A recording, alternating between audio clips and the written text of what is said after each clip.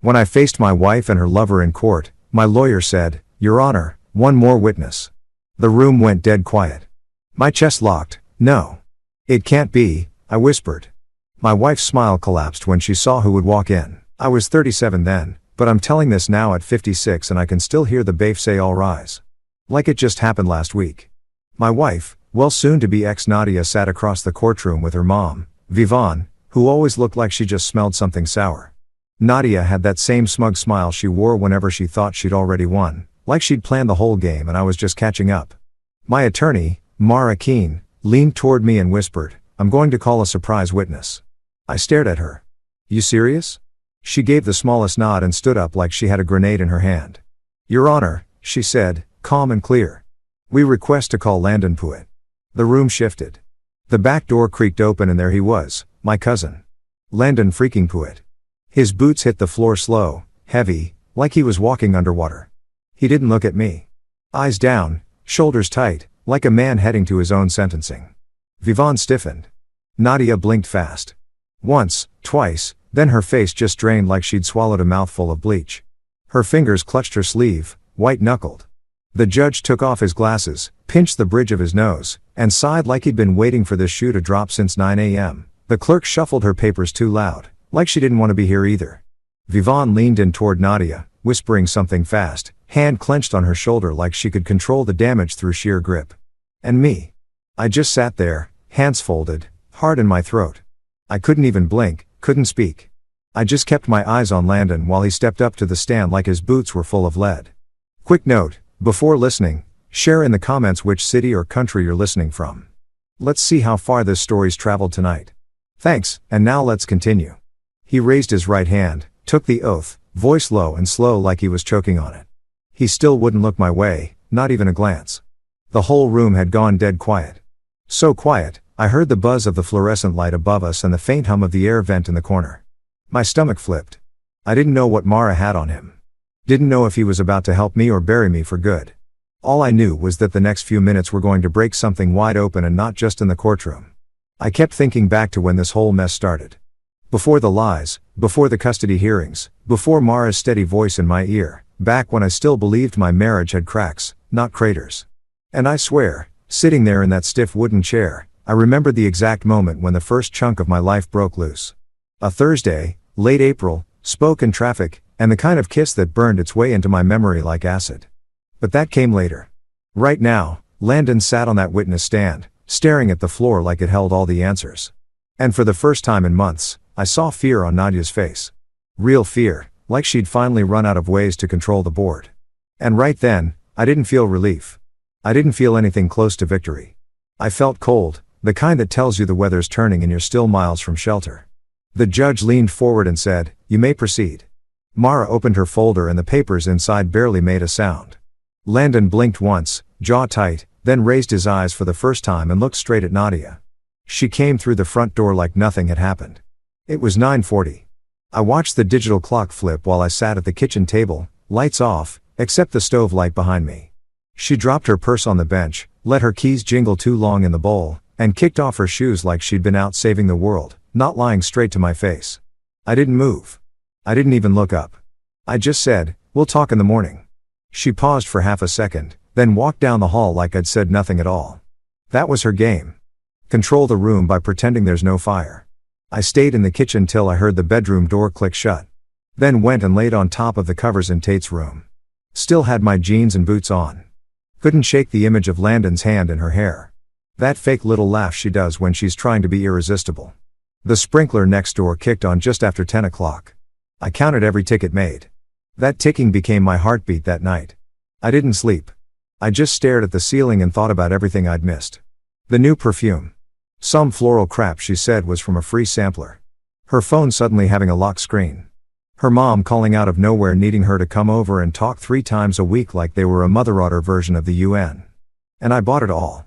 By the time the sun cracked through the blinds, I was wired tight. I got up, made eggs, toast, packed the kids' lunches. All of it like I was trying to outrun the clock. Maya came down in her little purple hoodie, yawning and rubbing her eyes. Tate followed a minute later, dragging his dinosaur blanket across the floor. I gave him an extra squeeze that morning. Held on a few seconds too long. He didn't complain. He never did. Nadia came down late. Wet hair. That silky robe she only wore when she wanted something. No makeup, no eye contact. She walked to the coffee maker like I wasn't even there. I kept my voice low. I saw you at Landon's shop. Her hand paused over the mug. She blinked once, then set it down. Missed the coaster, which she never did. That told me plenty. Don't do this in front of the kids, she said. I didn't argue, just nodded and said. After school, then at 8:10, I dropped Maya at Lincoln Heights and Tate at the daycare off 27th. I circled the block twice before heading back home. My hands kept tightening around the steering wheel, loosening, then tightening again like I was trying to wring answers out of the leather.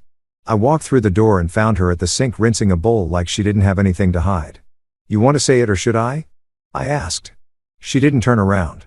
It's not what you think, then say what it is. She finally turned, leaned against the counter like she was on break. Her eyes were flat, empty. It's been going on for a few months. I didn't speak. Couldn't. My ears rang like I'd just taken a punch to the head. I didn't mean for it to happen, she added softer now. I said, you think that makes it better? I'm late, she said. I blinked. Late for what? She didn't say it, just looked at me like I should already know. Then I felt it hit me like a second slap. You're pregnant? She didn't flinch, didn't nod, just said it like it was a weather report. It might be yours. I stepped back like she'd spit in my face. My mouth opened, but nothing came out. There wasn't a single word in the English language for what that sentence did to me. She looked down, fiddled with her sleeve. I can't leave him right now. You mean Landon? She didn't answer. I leaned on the kitchen table and finally found my voice. I want a divorce. No, she said instantly. I'm not giving you one. The kids need stability. You can stay here. Use the guest room. I barked a laugh, loud and bitter. You want me to sleep 10 feet away while you sneak around with my cousin? She didn't blink. I'm not uprooting the kids. That's not true. You're not giving up control. That's what this is. Her face changed then. Sharpened. She saw I wasn't going to fold, and she didn't like that one bit. That night, it got worse. I'd put the kids to bed early, told them mommy had a headache and needed quiet. I stayed in the guest room, door cracked, TV off. Around 8:30, I heard the front door open, then footsteps, then laughter. I came out and there they were, Landon and Nadia, sitting at the kitchen table like it was some kind of dinner party. Landon had the nerve to sit in my chair. Vivian walked in behind them with a Tupperware of banana bread and a smile like she just won a lawsuit. She didn't even say hello, just walked in like she lived there.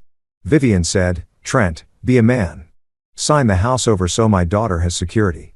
Nadia slid a folder across the table. It's just a quick claim. You'll keep your truck and your tools. I stared at all three of them. My stomach burned, my pulse hammered in my ears. I didn't touch the folder. Instead, I walked down the hall, grabbed the kids' backpacks, both birth certificates, and my dad's old metal tackle box from the hall closet. Packed it all in less than 10 minutes. I walked out at 9:15 with Tate on my hip and Maya clinging to my coat. We stayed 2 nights in a weekly rate place on Sprague. $86 a night. Cash bed smelled like pine cleaner and sadness. Then I found us a 2-bedroom near 14th and Ray. $1,380 a month. Rough paint, weak water pressure, but it had a working lock and no ghosts in the kitchen. That was all I needed to start over. The room on Sprague smelled like old carpet cleaner and mildew. But Maya liked the bunk beds and Tate was just happy we had peanut butter. That first night, I kept my phone by the pillow and didn't sleep more than 10 minutes at a time. Every sound outside made me think Landon was dumb enough to come looking. He didn't. Next morning, I walked the kids down to the corner for donuts. It was cloudy, wind sharp. I didn't have gloves, so I held the hot coffee cup too tight just to feel something. Maya asked if we were going home soon. I told her this was home for now. Later that day, I drove over to the house when I knew she wouldn't be there. Packed up the kids' clothes, toothbrushes, their nightlight shaped like a bear. I left the furniture, left the dishes, left the photos on the wall. I didn't want a single thing from that kitchen, especially not the table where Landon had sat like he belonged there. The next evening, I met with Nadia at her mom's place. Neutral ground, if you could call Vivon's living room neutral. Beige everything. Her scentless fake candles lined the mantel like trophies for a game no one wanted to play. Nadia sat stiff on the couch, arms crossed, face pinched like she hadn't slept either. Vivon stood by the fireplace like a lawyer who'd never passed the bar. I want the kids this weekend, I said. Vivian chimed in first. You abandoned your family, Trent. Showing up now doesn't fix anything. I looked at Nadia. That true? I abandoned them? She wouldn't meet my eyes. You left. I nodded slowly. You're right. I did. Vivon stepped forward.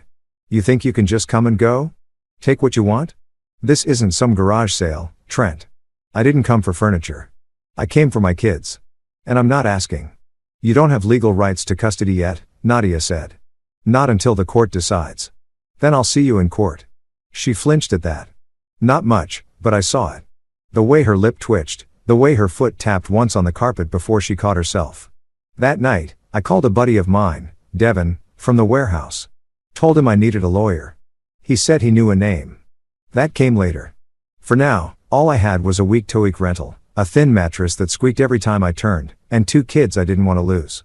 I went to Walmart, bought some cheap curtains, and a plastic drawer set so the kids had somewhere to put their socks. Maya made a sign for the door with marker. Fort Awesome. I taped it up like it was a lease agreement. But peace didn't last long. A few days after that little standoff at Vivian's, I got home from work and found an envelope duct taped to the apartment door. No stamp, no address, just my name written in black ink like it had been scratched in with a nail. Inside were 3 things. A picture of Nadia holding her stomach like a maternity ad, a note that said, "We're starting a family. Please don't interfere." And a copy of a quitclaim deed folded so the signature line faced up. It wasn't just tone deaf, it was war. I called her straight to voicemail, left a message. Don't tape anything to my door again. This isn't high school. Next morning, I dropped Maya off at school and Tate at daycare. Same as usual. On the way back to my truck, I noticed a red sedan idling across the street, tinted windows, Landon's plate frame from the shop on Illinois. He drove off when I looked straight at him. I started documenting everything after that. Wrote it all down in a spiral notebook I bought from the gas station. Dates, times, weird stuff just in case. Then came the hammer. Friday night, just after dinner, a sheriff knocked on my door. Real polite older guy. He handed me papers, temporary protection order. Said I wasn't allowed near Nadia or the house. Claimed I'd punched a hole in the wall beside her head. My ears went hot. That isn't true. I said there's no hole. The one she's talking about. I patched that last winter when the doorknob went through. He didn't care. Tell it to the judge, he said. I filed a response at the courthouse Monday morning. Spent $10 printing photos off my phone from February showing the patch job. Even had a picture of the paint bucket I used. Good thing I'm the kind of guy who takes before and after shots of everything he fixes. It wasn't about proof. It was about principle now. The judge reviewed my response and tossed the emergency filing, setting a formal hearing we knew they'd never attend. That weekend, Maya got sick. Just a stomach bug. But I stayed up with her all night. She kept asking when she'd go back home. I told her soon. I didn't know if it was true. Sunday night, I texted Nadia. Need a new custody schedule. You want to be difficult? I'll file first. She replied an hour later. You walked out. Don't cry now. I didn't answer. Monday, I left work early to meet with the lawyer Devin told me about, Mara Keene. That part's coming. But right before I walked into that meeting, something else happened.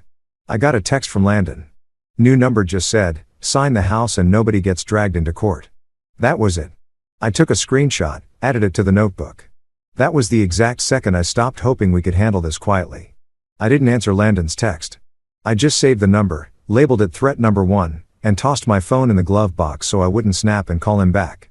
Next day after work, I found myself parked outside Keene Law on Garland, staring at the building like it might explode the second I stepped in. Devin had vouched for her, said his cousin walked out with full custody in the house. That was enough for me to try, but I couldn't sit in some glass office with Tate bouncing in a chair. So, I texted the number Mara's assistant gave me and asked if she could meet somewhere else. She picked the little coffee shop on 29th, the one with the chalkboard menu and a kid's corner full of half-broken toys. Mara walked in 5 minutes after we did. Black blazer, no frills, hair pulled back like she didn't have time for nonsense. She looked right at me, not around me, and said, Trent. I stood, shook her hand.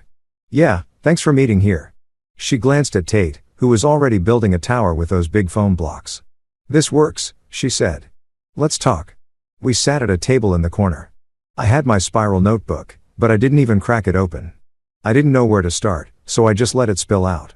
Short, broken sentences. Landon, the shop, the door hole lie. Vivant acting like a district judge in her own living room. Mara didn't interrupt. She just nodded now and then and wrote everything down in this legal pad that had one of those stiff cardboard backs like she'd been using it since law school. She asked straight-up questions. When did you see them together? April 24th. When did you move out? Next night. Who watches the kids after school? Me. Nadia used to pick them up twice a week, but lately it's all me. How much did you make last year? 746 with mileage. She kept writing. Not fast, not slow, just steady, like this was all going somewhere solid. Does Nadia's mother still have access to your old house? Yeah, spare key. And she uses it like it's her name on the mortgage. Mara looked up. What about the pregnancy? I swallowed hard. She said she's late. Told me it might be mine. Didn't sound too convinced. She tell you that before or after you mentioned divorce before? She said she couldn't leave him. Then dropped that little time bomb. Mara nodded like she'd heard it all before. And I guess she probably had file for divorce this week and request temporary orders. Do not sign anything she gives you, Trent. I don't care if it looks harmless. Screenshot every message. Keep writing in your notebook. And don't meet her alone without your phone recording or someone nearby. I sat back in my chair, chest tight. I don't want to be that guy, the paranoid one. She leaned in a little. You're not paranoid. You're in a fight. If you want custody, if you want the judge to take you seriously, you need a paper trail longer than your emotions. The retainer was $4,200. I didn't argue. I didn't blink. That night, I listed my dad's old 14-foot aluminum boat on Facebook Marketplace. It had been sitting on cinder blocks in my mom's backyard since he passed. Needed a new plug and probably a full patch job, but a guy in Cheney took it for $1,250. Said he liked projects. I loaded it onto his flatbed myself. Felt like sawing off a piece of my ribs, but I did it. I used part of what was left to buy Maya a used desk from a guy on South Perry. $40 flat, wobbled a little, smelled like lemon cleaner and stale gum, but it fit in her corner of the room. She ran her hand across it and said, "It's like a real school desk." That same day, I started parking 2 blocks away from the rental. Didn't trust Landon not to show up unannounced. I also changed the locks. Landlord didn't love it, but I paid for the hardware and did it myself. At night, I stayed up way too late watching Tate breathe. He snored soft like a tiny dog. Something about hearing him sleep reminded me that not everything was ruined. At least not yet. Mara filed everything within 48 hours. Divorce petition, request for temporary custody, financial disclosures. We got a temporary hearing date. May 19th. It was circled on the calendar in thick red marker. Maya's idea. In the meantime, I started taking photos of everything. Maya's backpack on the kitchen chair, the kids brushing their teeth, lunches packed, gas receipts, anything that showed I was the one doing the work. I didn't know what would matter, so I just grabbed it all. Nadia sent a text saying she wanted to pick the kids up from school sometime next week. I said she'd need to give me a schedule. She fired back, "Don't be difficult." I didn't respond. Just logged it in the notebook with the date and time. I picked up a cheap laser printer from an office supply store and started printing copies of everything just in case my phone ever got stolen or accidentally lost. Every night I added something new to the file. Every day I got a little quieter. Not sad, just focused, like someone loading a truck before a long haul. By the end of that week, I had 3 binders. One for communication, one for receipts, one for the parenting stuff. Mara said, "Judges don't care how angry you are. They care what you can prove." So, I stopped talking and started documenting. I was halfway through reheating leftover spaghetti when my phone buzzed again. Landon, new number. Last chance. Sign the house over and we keep this out of court. I stared at it for maybe 3 seconds before I screenshot it, labeled it threat number 2, and sent it to Mara with 0 commentary. She responded 10 minutes later. "Thanks. Documented. Don't engage." That's when I knew this wasn't about custody. Wasn't even about money. This was about control. They thought I'd fold under pressure if they hit hard enough and fast enough. I've never been the folding kind. The pressure started picking up in public, not just in my inbox. First came the whispers at church. Vivant had her own PR campaign going. She wore her sad eyes and hymn book face, telling folks I'd abandoned my family, saying I'd left my kids like a stray dog chasing a passing truck. Nadia doubled down on Facebook. Big paragraph about choosing happiness, breaking generational cycles, and stepping into her power. Looked like something stolen from a Pinterest divorce board. Couple of her friends commented heart emojis. One said, "So proud of you, babe." It made me sick. I didn't reply. I printed the post and filed it in binder 2 under public statements. That habit paid off. Those February patch photos ended up saving me in court. Work started to get messy around that time, too. One of the big GCs I delivered to, Stratton Industrial, called my supervisor and asked if I was stable enough to manage their South Hill delivery. Word was someone said I was in the middle of a messy domestic situation. I kept my mouth shut and my numbers up, didn't miss a route, didn't take a day off, let my performance do the talking while the rest of my life burned behind me. At home, I kept things tight. Simple dinners, shower schedules, clean clothes, no room for chaos. I washed dishes while Maya read on the floor and Tate used my forearm as a road for his toy dump truck. Then one night, Maya's teacher called, said she'd drawn a sad picture during class, a stick figure in a corner, another with a big mouth and lines coming out of it. She didn't say it was Landon, but I already knew. I waited till bedtime. Maya curled up with her soccer blanket and I asked, "Was everything okay at Mom's?" She stared at the ceiling. "I don't like Landon's laugh. It makes me feel yucky inside." That was all she said. That was all I needed to hear. I didn't push her. I just rubbed her back and whispered, "You're safe here, okay?" She nodded, but I could tell she wasn't totally convinced. The next day, I got another little gem. Nadia texted me a picture of a pregnancy test. 2 lines, date scribbled in pen across the corner like some kind of stamp of authenticity. Underneath, she wrote, "Let's act like grown-ups." What did that even mean? I stared at the photo for a full minute. Then, I deleted it and wrote down the text in the notebook just like everything else. I wasn't playing the reaction game anymore. That night, I pulled out my laptop, changed every single password I had, email, banking, even my Netflix. Then I went to a credit union off Grand and opened a separate checking account under just my name. First deposit, $610. That was all I could pull after paying bills, but it was mine and it was clean. I took my name off the old joint account and left exactly 62 cents in it. That was my line. Mara called the next morning. "Any new drama?" I told her about the Facebook post, the test strip, the new bank account. She said, "Good. That's smart. Keep doing the kids' stuff. Judges like stability because it's not about you or her. It's about them." So, I leaned into that. Lunches stayed simple. Half a ham sandwich, apple slices, string cheese. I started tucking in little notes for Maya that said things like, "You're tough or you can do hard things." She didn't say much about them, but I caught her smiling once as she tucked one into her pencil case. Vivon made another move that weekend, sent an email to my work account by mistake, CCing Nadia, and claiming she was concerned about the children's welfare. Said I was erratic, said I might need professional help. I didn't respond. I printed it. Binder 2, subsection interference. At this point, it wasn't about custody anymore. It was about getting me to break, trying to get me angry enough to yell, desperate enough to sign, reckless enough to storm in and make a scene. I wasn't giving them that. I stayed on script. I stuck to the notebook. I kept the receipts and the bedtime routines and the scheduled pickups. I folded laundry with my jaw clenched and played Uno like it was the last game on earth because I knew what they wanted and I knew I wasn't giving it to them. Court was set for 10 a.m. May 19th.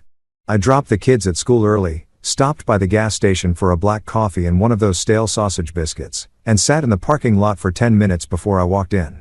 I wore the one decent shirt I had, the light blue button D down that didn't pull too bad across the shoulders if I kept my back straight. I'd ironed it the night before on a towel across the counter.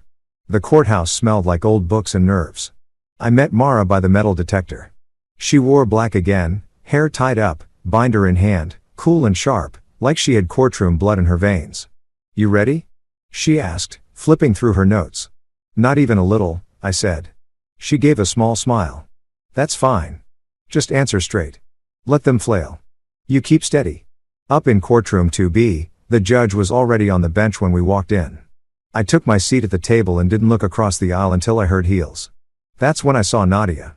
White dress, curled hair, makeup done to the nines. She looked like she was auditioning for a perfume commercial, not fighting for custody of 2 actual children.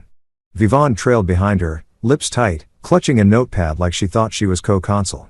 Nadia's lawyer was younger than I expected. Tan suit, shiny hair, and a tone that made everything sound like it was my fault just for existing. The judge started with the basics. Housing, jobs, who had the kids, who picked them up from school, who took them to the doctor. I kept my voice plain. No emotion, just dates, facts, and what time the kids usually brush their teeth. Nadia's lawyer took her turn and made me sound like a man without a door frame. Always coming, going, selling equipment in 3 counties with no real home for his kids. Said, I bounced from rentals and worked irregular hours. Mara didn't raise her voice. She just slid a printed sheet across the table, my pickup calendar for the last 8 weeks. All color-coded, all clean. This shows who's actually been doing the parenting, she said. The judge studied it for a full minute. No expression. Then he looked at Nadia and asked who had taken Maya to the dentist last month. Nadia blinked. I think it was maybe me.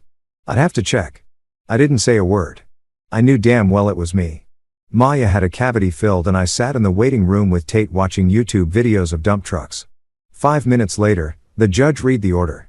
Children will remain primarily with father during school days due to continuity of schedule. Mother will have Thursdays and alternating weekends. Nadia sat still. Didn't say a word, didn't blink. She just looked over at Vivon, who scribbled something angry into her notebook like she was writing her own judgment. I exhaled for the first time in 20 minutes. Mara gave my arm a tap under the table. I didn't smile, didn't gloat, just nodded. We walked out into the hallway and I felt my hands again. It was like coming back from a long drive and finally parking the truck. Then just before we reached the elevator, I felt a shoulder brush mine. I turned and saw Landon standing there in a gray button-up like he thought he belonged in the building. This won't stand, he said real low. I looked down at his shoes. Scuffed boots, bad laces. That was the only reason I didn't say what I wanted to say. Instead, I turned to Mara. Let's go.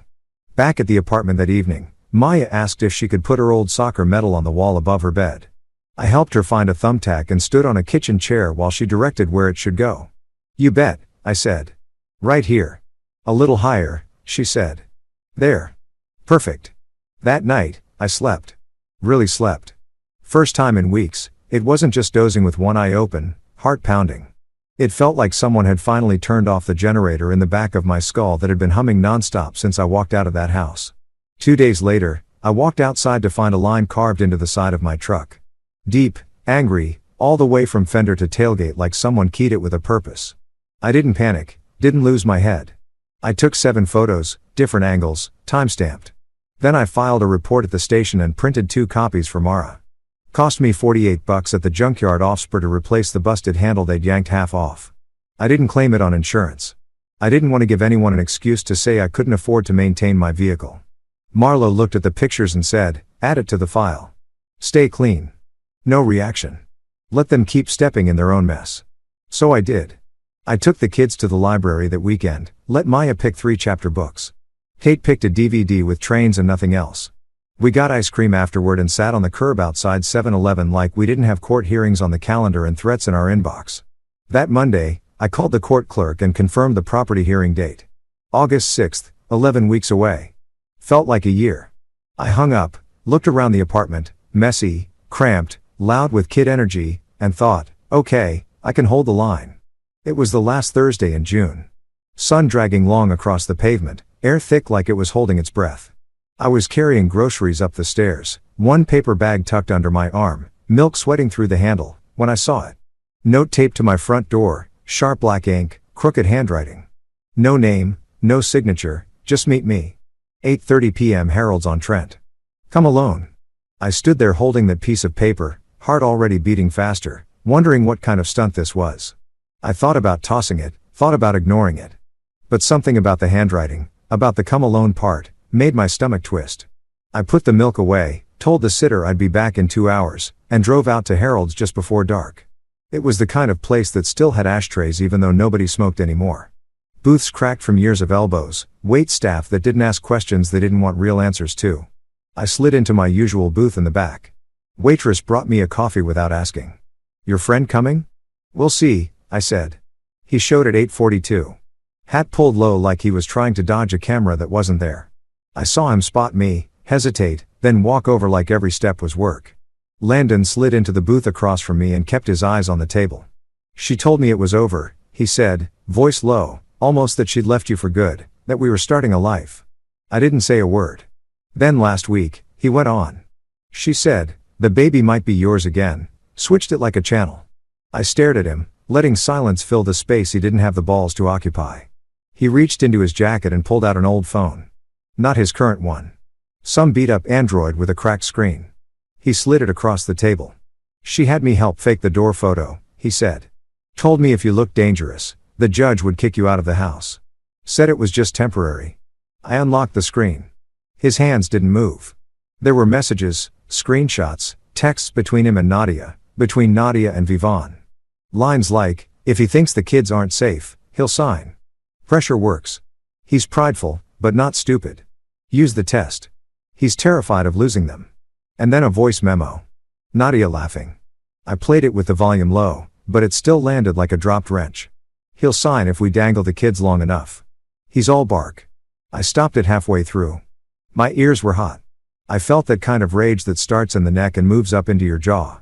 The kind that makes you forget you're in public. I flattened my hands on the table and looked at Landon for the first time. He wouldn't meet my eyes. I'm not proud, he said. I'm sick over it. I told her I was done and she turned cold like I didn't matter. If I get subpoenaed, I'll go. I'll testify. Whatever you need. Why now? I asked. He finally looked up. His face looked like he hadn't slept in a week. Because she's not leaving him either, he said. I'm the other guy now. That sat between us like a rotting fish. He didn't offer excuses. I didn't ask for any. We just sat there while the waitress dropped the check face down and walked away like she knew better. I didn't finish the coffee. I didn't touch the receipt. I just walked out and texted Mara from the parking lot. He'll testify. He's got recordings and messages. We'll bring the phone. I didn't even wait for a reply. Just drove back home in silence. That night, I laid in bed staring at the ceiling. No TV, no white noise, no hum of traffic, just silence and the realization that the worst parts of the last 3 months weren't even the betrayal. It was how much energy I'd spent trying to stay decent while they played dirty. I wasn't happy. I wasn't vindicated. I wasn't even angry anymore. Just tired. Tired in a way that went all the way down to the bones. 3 days later, I got home from picking up a gallon of milk and found the front window to the apartment cracked open a ½ inch. Not broken, not smashed, just lifted like someone had used a screwdriver on the lock. Inside, nothing was stolen. Nothing was broken, but the kids' dresser drawers had been opened. Kate's socks on the floor. Maya's journal flipped open to a random page and left that way. It was just messed with. I called the landlord. Filed a report, then fixed the latch myself, drilled in a new one, slid a broomstick into the window track, and moved both kids' beds to the far wall just in case someone ever tried again. That night, I sat at the edge of the bed while they slept and told myself I was going to make it to August 6th. Didn't matter what else happened. That court date was the line I was holding, the only one that mattered. And this time, I wasn't walking in there with just notes and binders. I had ammunition. August 6th arrived like a court summons. I'd been counting down to it for 11 weeks. But when that morning came, it still felt like stepping into a headwind. Courtroom 3B, 9 a.m. sharp. Property division, debts, assets, who keeps what? I'd already made peace with half the house in my truck. I wasn't there to win. I was there to finish. Nadia showed up 10 minutes late, white dress again, same as the last hearing. Maybe she thought it made her look pure. Vivian was right behind her, stiff-backed and smug. And her younger sister, Kelsey, came along, too. Kelsey glared at me like I'd kicked her dog. I hadn't spoken to her since Thanksgiving 3 years back, and even then, she'd been hard to like. Mara sat next to me with a banker's box under the table and a small smile. Quiet, confident. I could tell by the way she kept flipping her pen that she'd finally lined everything up exactly how she wanted it. The judge started reading through the file, listing our life like an itemized grocery receipt. 1,740 feet ranch home in Spokane Valley, he read, 2 vehicles, joint savings, and a 401k valued at approximately $43,000. My 401k looked like a dying house plant, but it was mine. Nadia's lawyer went first. He was smooth. I'll give him that. Words polished to a shine. All about fairness and equity. Said I should buy Nadia out at an updated market valuation, which meant wildly inflated, or just surrender the house altogether. Vivon nodded along like she was agreeing to pie prices at a church bake sale. I almost laughed. Mara didn't move until he sat down. Then she stood slow and steady and said, Your Honor, before we discuss valuations, we'd like to call a witness. The judge raised a brow. Proceed. Mr. Landon Puett. The back door opened, and I swear you could feel the air leave Nadia's side of the room. Vivon's exhale sounded like a tire losing air. Kelsey whispered something sharp that made Nadia's shoulders tighten. Landon walked in. Same hat, same boots, no swagger left in him. He took the stand without looking my way. The clerk swore him in, voice echoing off the wood panels. Mara started calm. "Mr. Pruitt, can you tell the court how you're acquainted with both parties?" He nodded. "Nadia is my cousin by marriage. Trent's my cousin by blood. And were you involved in any communications concerning the respondent's character or actions during this divorce?" He swallowed hard. "Yes, ma'am. Nadia and Vivian asked me to help create evidence that would make Trent look unstable. I took a photo of a wall she said he'd punched. It wasn't true. She'd asked me to." Nadia shifted in her seat. Her lawyer put a hand on her arm, whispering fast. Mara went on, steady as ever. "Did you also participate in discussions regarding Mr. Douglas's parenting or property decisions?" Landon nodded again. "They talked about using the kids. Said he'd sign if we dangled them long enough." Nadia said that herself. "I got it recorded." He reached into his jacket and held up his old phone. Mara took it, plugged it into a little speaker, and hit play. Nadia's voice filled the courtroom, laughing, confident, ugly. "He'll sign if we scare him enough." No one spoke. You could have heard the clock tick. I didn't look at her. I just stared at the grain of the table in front of me and thought, there it is, the whole damn truth. Landon kept going. He said the pregnancy was almost certainly his. Said she'd lied to both of us at different times. Said Vivian had helped write some of the fake text messages that made me look threatening. Vivon's pen stopped moving. Nadia's nails went dead quiet against the table. The judge didn't interrupt, just listened. Chin resting on his hand like he'd been expecting this all along. When it ended, Mara handed over printouts, timestamps, my February patchwork photos, the keyed truck, the police report about the break-in, a full record, clean and organized, like she'd built a wall out of facts they couldn't climb over. Nadia tried to speak then, mouth open like she had one more lie left in her. Her lawyer put a firm hand on her wrist and whispered something sharp. She shut her mouth. The judge leaned back, took off his glasses, and said, "I'm making an adverse credibility finding on Mother." His tone was flat, final. You could almost hear Vivian's pulse from across the aisle. Then he read the decision, slow and deliberate. The residence will be refinanced or sold within 120 days. Equity will be divided 60-40 in favor of father due to misconduct by mother. He kept going. Vehicles will remain with current possessors. Shared debts will be allocated 70% to mother's side given evidence of a cash advance taken in March for $5,800 without joint consent. That one landed like a brick.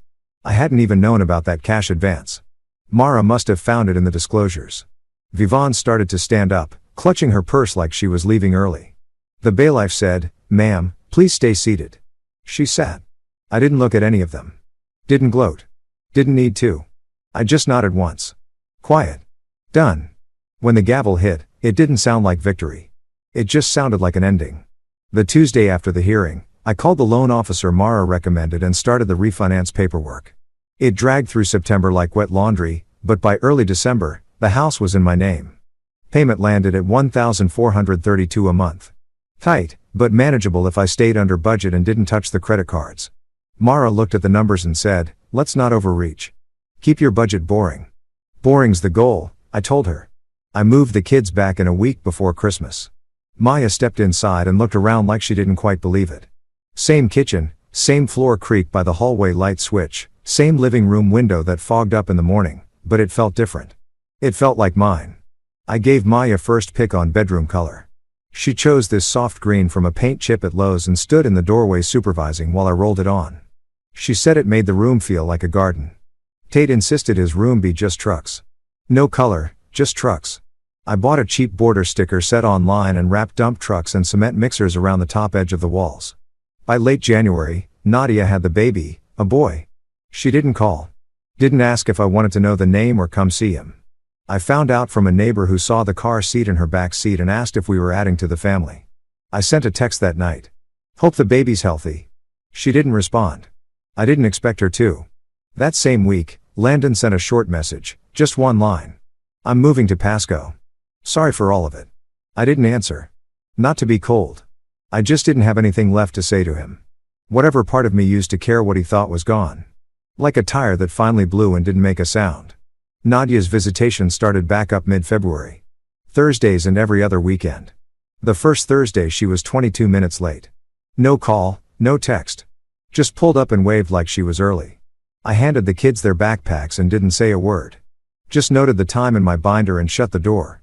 2 weeks later, I ran into Mara at the grocery store near 29th, standing by the tortillas. We both reached for the same pack and laughed awkwardly like we weren't two people who dragged each other through 6 months of war. She nodded at my cart. Someone's cooking dinner. Trying, I said. Tate's on a chili kick. He eats like he's 30. We talked for a couple minutes. Nothing heavy. School supply prices, bad coffee, the way spoke, and still couldn't decide if it was done snowing. I didn't bring up the case. Neither did she. A week later, after I dropped off my final check and the retainer was fully paid, I sent her a text. Would you ever want to grab a burger? Nothing formal, just not here by the tortillas. She wrote back a few hours later after the decree's signed. Lines stay clean. That made sense, and it told me she wasn't just being polite. The final decree came through on October 28th. I got the email from the clerk, read it through twice, then printed it and tucked it in a folder I labeled Simply Done. That evening, I took the kids for hot chocolate at the park, and we walked the Centennial Trail till the sky turned this deep watercolor pink. Maya kicked at leaves. Tate asked if he could build a fort out of sticks and named it Fort Truck Planet. After they fell asleep, I sat on the couch and texted Mara. Decree's in. Burgers still stand. She replied 3 minutes later. Friday 6:30. I like onion rings. We went to this little place on Division. Greasy tables. Baseball game on a tiny screen. The kind of joint where the ketchup bottle always feels half warm. She ordered a bacon burger with extra pickles. I got the same just to keep it easy. We didn't talk about court. Didn't talk about Vivon or Landon or false claims. We talked about weird school fundraisers, the dog she wanted but hadn't gotten yet, and how Spoke and Rhodes felt like they were always mid-rep but never fixed. She told me she'd been divorced 4 years, no kids. Said she liked quiet and didn't trust people who bragged too much about how well they were moving on. When we walked out, the air was cold and clean. Fall slipping into something colder.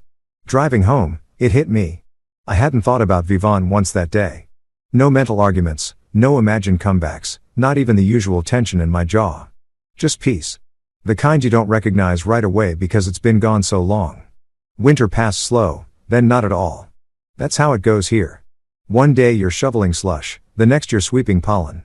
I kept a snow shovel in the bed of my truck just in case, along with 2 pairs of backup gloves, one for each kid. I'd learned not to trust the weather or anything else that used to show up on schedule. In February, I saw Nadia at a gas station off Freya. It was a Tuesday. I remember that because I just picked up Tate from daycare and was running low on patience and fuel. She was standing by the pump in a coat that looked too thin for the wind. Her face looked worn, not just tired, old in a way she hadn't been before, like something had drained her from the inside out. She looked up and saw me. Didn't smile.